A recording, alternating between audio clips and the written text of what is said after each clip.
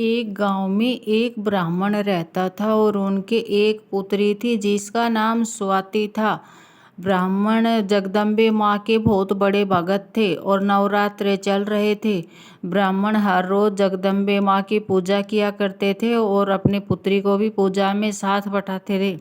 पुत्री भी हर रोज ब्राह्मण के साथ पूजा करती, लेकिन एक दिन ब्राह्मण पूजा करने लगे। पूजा के समय पुत्री अपनी सहेलियों के साथ खेल रही थी। ब्राह्मण ने पूजा अर्चना की और जब पुत्री घर आई तो वो क्रोधित हो गए और कहने लगे कि आपने जगदम्बे माँ को रुष्ट कर दिया, पूजा अर्चना नहीं की तो मैं आपकी शादी किसी कुष्ठ रोगी या दरिद्र के साथ करूँगा। लड़के ने कहा, आप जैसा चाहें वैसा कर सकते हैं, मेरे ऊपर आपका पूर्ण अधिकार है। ब्राह्मण ने एक कुष्ठ रोगी के साथ अपनी बेटी स्वाति की शादी कर दी और उसको घर से निकाल दिया। स्वाति जब अपने पति के साथ जंगल में भटक रही थी तो उनको जगदम्बे माँ ने एक बुढ़िया के रूप में दर्शन दिया और पूछा, बेटी यहाँ कैसे घूम रही हो? तो स्वाति ने कहा, आप कौन हैं दादी, मैंने तो आपको पहचाना नहीं।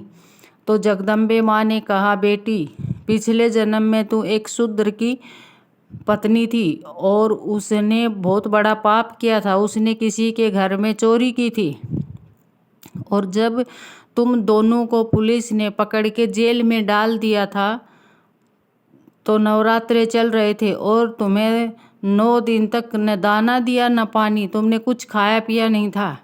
तो इसलिए तुम्हारा वो जो पुण्य है उसका मैं वरदान देने आई हूँ। मैं उस पुण्य से बहुत खुश हूँ। तो स्वाति ने कहा, मैया मुझे ज़्यादा कुछ नहीं चाहिए। मेरे पति कुष्ठ रोगी हैं और मुझे घर से निकाल दिया। यहाँ जंगल में हम भटक रहे हैं, ना कुछ खाने का है ना कुछ पीने का है।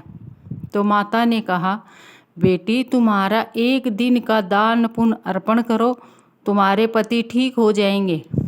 तो स्वाति ने कहा, मैया अब मैं क्या कर सकती हूँ? मैया ने कहा, देखो मैं तुम्हारी भक्ति से बहुत प्रसन्न हूँ और यही चाहती हूँ कि तुम्हारे पति ठीक हो जाएं और तुम एक सुंदर से पुत्र को जन्म दो। ये कहकर माता वहाँ से अंतर ध्यान हो गई और स्वाति के पति एकदम ठीक हो गए और थोड़े दिन बाद उनके एक पुत्र का जन्म हुआ।